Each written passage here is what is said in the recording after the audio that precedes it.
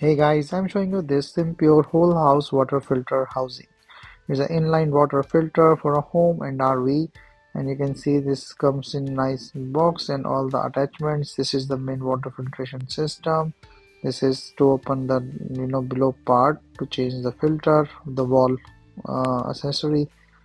So this is a really nice quality and very durable one, and this is used from the bottom to remove. Once you fix this on the wall, then you can just use the tool to open the bottom and change the filter. So changing the filter is pretty easy.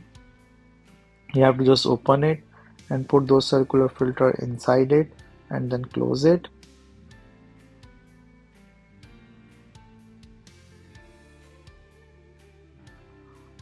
So the quality you can see is really nice. You can put the water inlet and outlet here and then filter in between.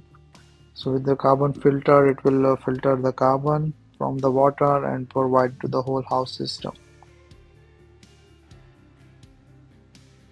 So this can also fit for the other brands.